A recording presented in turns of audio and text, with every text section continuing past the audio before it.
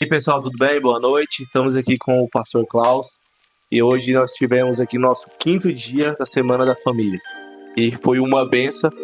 Pastor Klaus, tudo bem? Tudo bem, obrigado. É um prazer estar aqui com vocês, viu? Amém. Queria fazer algumas perguntas para o senhor. Vamos lá. A primeira, como o senhor conheceu esse movimento denominado O Mundo Precisa de um Pai? Paulo, em 2013, um missionário, ele entrou na minha sala, eu pastoreava uma igreja em Praia Grande, ele entrou e falou: Klaus, tem um curso fantástico que você tem que ir. E aí foi engraçado que eu falei assim para ele, falei: cara, olha a minha agenda. E mostrei no computador minha agenda, falei: eu não tenho condição de ir, não dá.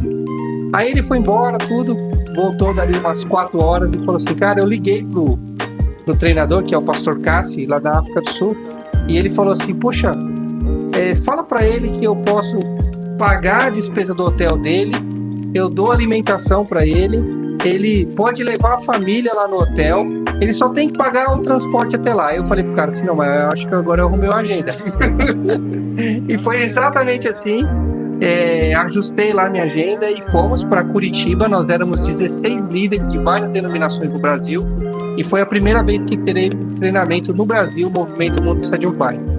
Então eu cheguei lá e eu não sabia absolutamente nada sobre o movimento, não sabia qual era o assunto, não sabia o que ia se tratar, mas na primeira sessão que teve, eu já vi que era extremamente profundo, extremamente sério.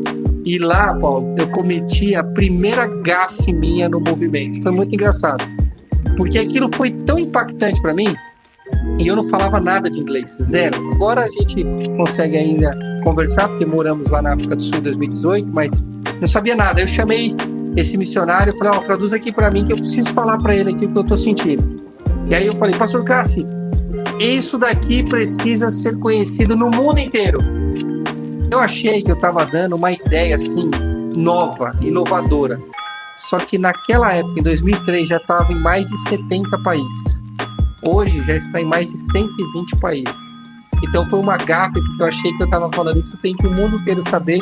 E na verdade o mundo inteiro já estava sabendo, só estava chegando 70 países depois, né? O Brasil era o 71, 72 na lista de visitas. Então foi assim que eu cheguei no movimento e foi um impacto profundo na minha vida, profundo mesmo, porque foi a primeira vez que eu me olhei no espelho. Quando a gente entende, olha os princípios, valores, principalmente o capítulo 4, que é sobre feridas paternas e maternas, foi a primeira vez que eu me olhei no espelho como um órfão. Meu pai tinha falecido quando eu tinha 3 anos de idade, então eu já tinha crescido, eu já era pastor, eu já tinha terminado a minha 3ª formação superior. Eu fiz administração, fiz bacharel em teologia, fiz pós-educação, já tinha terminado, já era casado, já tinha Rafaela, o Bernardo, já estava envolvido com liderança nacional, mas eu nunca tinha me olhado no espelho como um órfão. Então foi assim que eu cheguei, foi assim que a coisa explodiu dentro de mim, e de lá para cá eu estou extremamente envolvido com esse movimento. Impressionante, pastor, impressionante. Já que o senhor tocou no assunto sobre o seu pai, o que essa falta dele fez ou causou? Qual foi a extensão disso na vida do senhor? Essa pergunta é muito boa. Nós entendemos que a falta de treinamento, né, a ausência de pai ou a ausência de mãe, ela gera falta de treinamento. Então, nos nossos estudos, a gente tem muitas pesquisas que a gente se utiliza para embasar, né, as nossas teorias e aplicações. Em média mundial, as pessoas se casam com perto de 25 anos. Então, se uma estatística de vida pudesse ser a 75, que a gente sempre usa essa referência, a gente vive 1/3 dentro de casa para 2/3 fora de casa. Então, a falta de treinamento dentro de casa vai influenciar na vida adulta, em todas as áreas, emocionalmente, fisicamente, socialmente, relacionalmente. Então, o que eu percebi em 2013, já casado, com os filhos, pastoreando, era que a falta da minha formação gerava vários problemas de relacionamento com a Dani. Então, eu tinha um distanciamento emocional muito grande, eu tinha inseguranças de assumir responsabilidades, eu não sabia educar com respeito, com conversa, eu tinha uma inclinação a ser duro demais na criação dos meus filhos. E tudo isso e várias outras coisas emocionais, né? A gente tem um teste, junto com o capítulo 4, onde a pessoa faz marcações sobre as suas atitudes, e a gente vai percebendo que aquilo tudo, na verdade, foi falta de treinamento. Então, há muitos fatores que influenciaram na minha vida adulta, que me projetaram aqui para frente como uma pessoa que se sente menos capaz, menos segura, menos confiante, inseguranças financeiras, problemas de ter que usar o título para se pôr numa imagem, muitas coisas que a gente vê na figura aqui de adultos, de líderes e tudo mais, elas são embasadas em feridas paternas e maternas. Então, tem assim uma infinidade de coisas. Por exemplo, uma das que eu posso citar aqui, mas nesse tempo curto, é a perspectiva de abrir as dores emocionais com a esposa. Então, muitas e muitas vezes, e hoje ainda a gente luta, eu luto ainda com isso, não é? Eu não abro meu coração facilmente com as pessoas, eu tenho que me esforçar para ter amigos próximos, apesar de eu ser bem extrovertido, fazer amizade fácil, mas abrir sentimentos ainda é uma coisa difícil. Por quê? Porque isso não foi estimulado na minha infância. Não tem esse sentar junto e falar assim, o que está acontecendo? Por que você agiu assim? Mas olha, você não é assim, você é um menino bom. Essas conversas foram muito poucas. Quando isso falta, na vida adulta a gente tem dificuldade de compartilhar os nossos sentimentos com o próximo. E o próximo, mais próximo, é o nosso cônjuge. Então nem com ele a gente tem facilidade de se expressar porque a gente não foi treinado. Esse é um dos fatores que a formação influencia depois na hora que você está formando a sua própria família. A paternidade, então, para nós, ela é algo essencial, né? É impossível, indiscutível, a qual uma pessoa precisa ter ela. No meu caso, eu também tive, certo? E a gente acompanha pessoas que também tiveram essa dificuldade com os pais. Mas, então, agora eu entendi, então, que eu sou essa pessoa, tem essas limitações, e eu preciso então melhorar e quero que isso morra em mim, como o senhor falou na palavra do Senhor. Qual que é o próximo passo? Já como que eu vou dar para uma pessoa, né, que é para minha esposa e para o meu filho, algo que eu não tive? Aonde que eu vou adquirir esse conhecimento? Aonde que eu vou procurar? Excelente.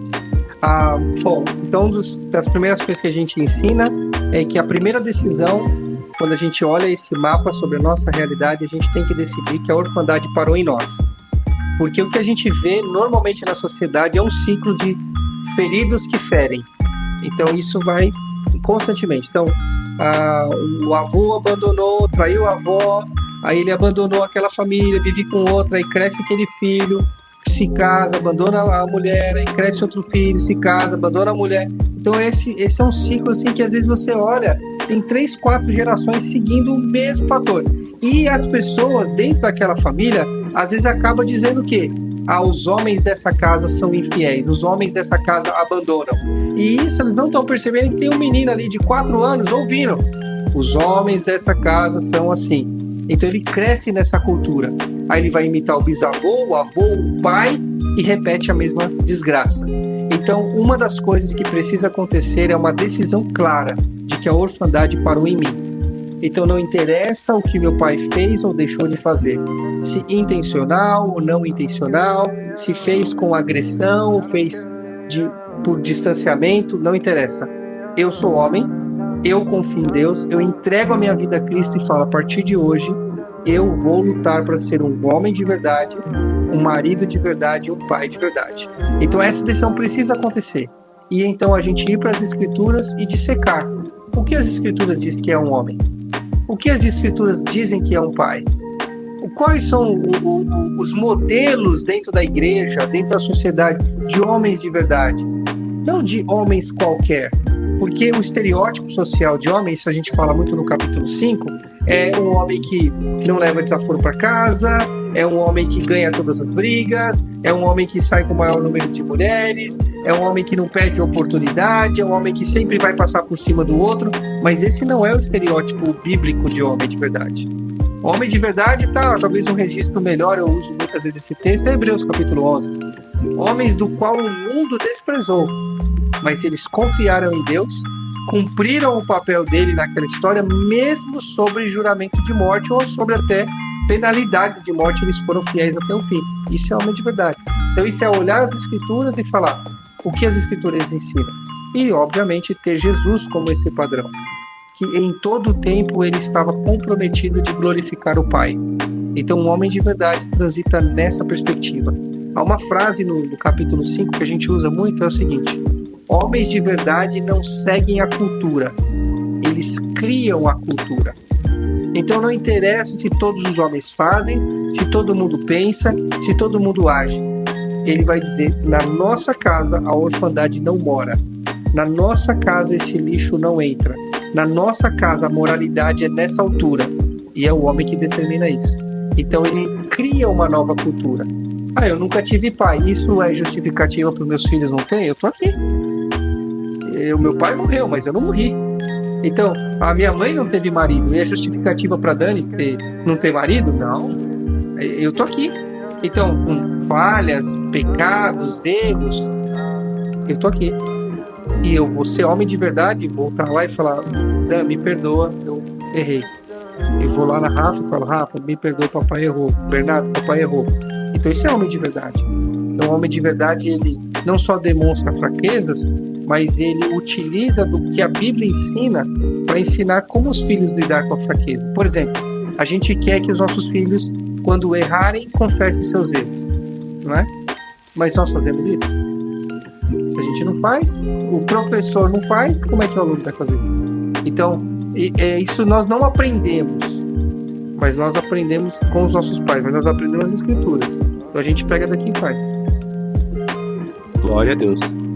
E pra gente encerrar, a gente vê muito, e aconteceu na minha vida, que a gente às vezes não tem aquela imagem do pai que a gente queria ter, ou às vezes que a gente via nos amigos, mas acaba que pela misericórdia, pela graça de Deus, Deus concede uma pessoa que vem de fora e faz essa paternidade em nós. Eu queria ver com o Senhor como se isso aconteceu na vida do Senhor, se o Senhor existe alguém que fez essa paternidade na vida do Senhor, e também como que funciona essa paternidade onde a gente faz não com meu filho, mas com alguém que está próximo de mim. Excelente colocação. Primeiro que nós cremos nisso. O primeiro modelo é o pai realmente treinando seu filho. Na ausência desse pai, a gente cria a figura de mentores, né? Então eu tenho alguns mentores, e esses mentores me acompanham, eles podem me ligar a qualquer hora, perguntar qualquer coisa, coisas íntimas, pessoais, do meu relacionamento com a Dani, com dinheiro, com qualquer coisa.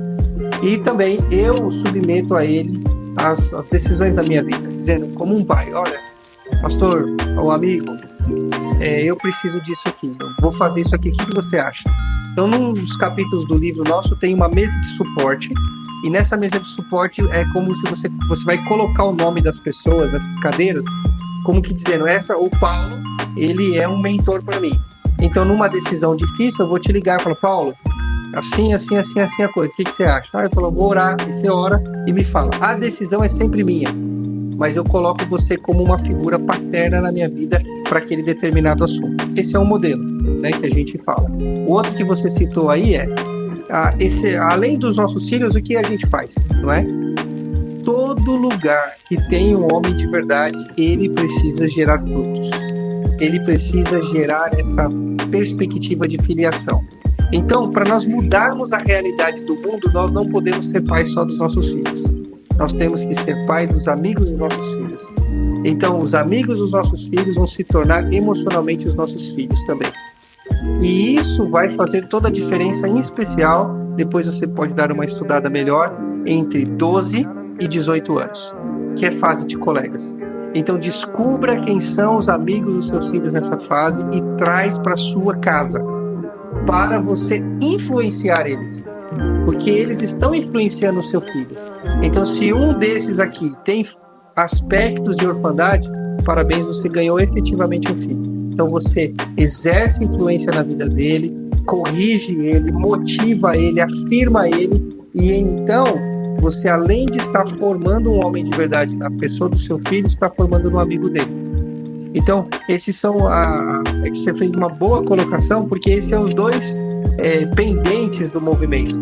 Nós estamos aqui no meio da história, então a gente cria uma figura de mentor para ele ter a autoridade sobre a nossa vida, influenciar a nossa vida, e nós influenciamos os amigos dos nossos filhos ou outros homens ao nosso redor.